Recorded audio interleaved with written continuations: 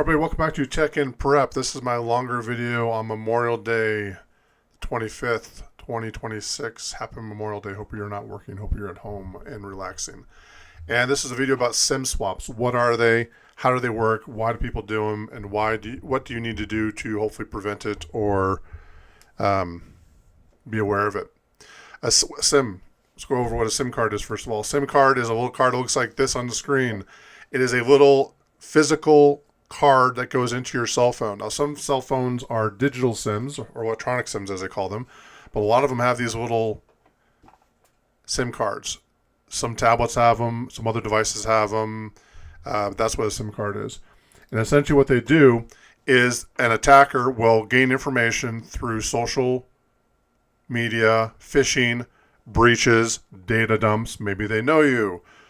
Maybe they just went online and found out about you.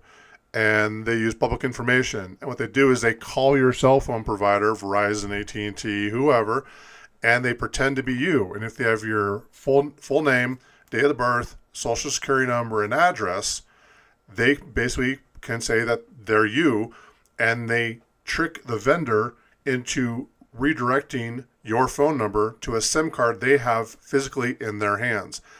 That SIM card in their hands goes into another phone, and that new phone now is your phone. As far as the company is concerned, like we'll call it Verizon or AT&T or whoever, T-Mobile. Not a big deal, right? They can't get a hold of your contacts. They can't get a hold of stuff because it's tied to your Apple account. It's tied to your Gmail account. It's tied to whatever. That's not the point. The point is, now what they can do is now they can log on to your bank. Let's say you use Wells Fargo. They log on to your Wells Fargo account and they go, oh, I need to reset my password. Please send me a code via SMS or text to my cell phone, which is registered with Wells Fargo.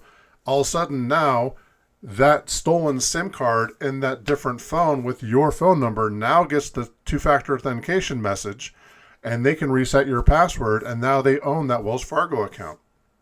Do you see how that works? Do you see how bad that is? Now, the thief will get any incoming text calls and text messages meant for you, including access codes. And you can even call someone and say, hey, call me back on my phone number, which I have registered with you, Wells Fargo, to verify my identity. They call back on that phone, they give them name, date of birth, social security number, address, and now they're in your account, and now they own whatever you have. Now, they can reset your email, they can reset your bank login, they can break into your crypto accounts, they can hijack your social media, they can lock you out of everything. And all of a sudden, your legit phone, the one that you have in your hand or in your pocket, suddenly loses service, and their phone lights up with all of your calls and texts. This really exploded in 2019, and it became industrialized and mainstream.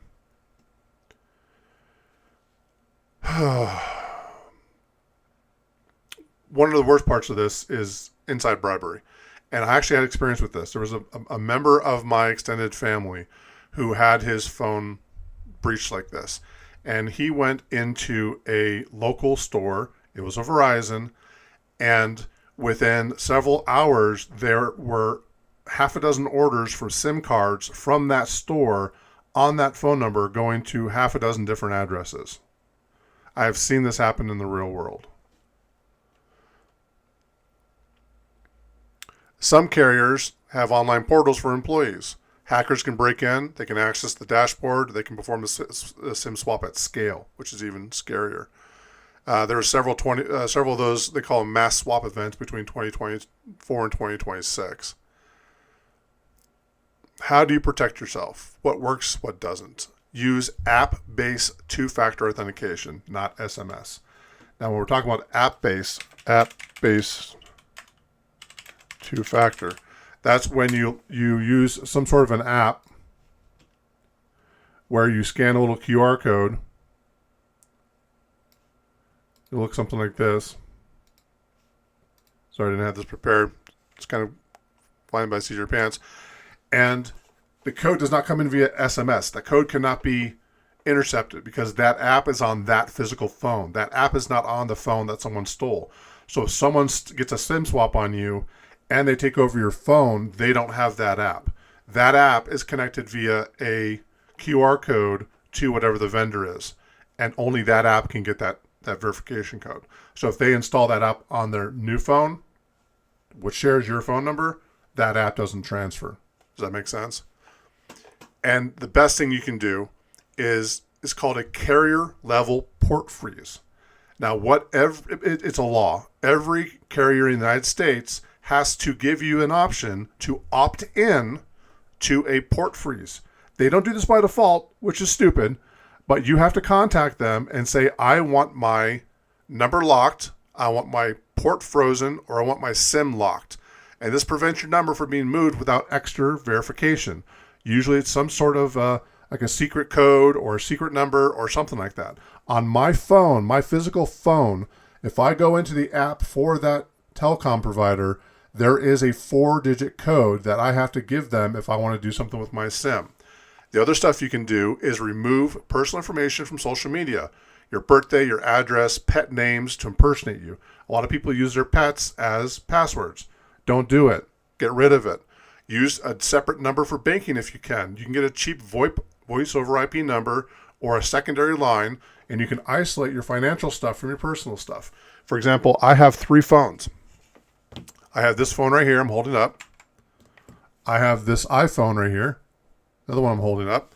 And then I have another Android phone. So I have 3 actual phones I use. This is my personal one, this is my private one, and this is my work one. And all 3 of them are on different vendors. Different telco providers. All 3 of them are registered to 3 different email addresses. Therefore, if one gets compromised, not all of them do get compromised.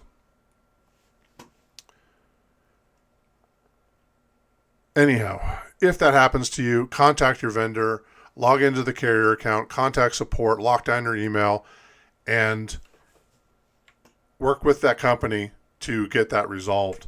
But if your phone loses service, or you wake up one morning and the phone service is dead on your phone, you may have been SIM swapped. Anyhow, SIM swapping is one of the simplest, fastest, and most devastating attacks that a cybercriminal can do on anyone right now. With the right protections, you can make it much harder. You make yourself a harder target. If you want a full guide on how to lock down your phone, hit subscribe. I'll go over it in another video. And more tech and prep stuff coming up. If you like my videos, please subscribe. We'll talk to you later.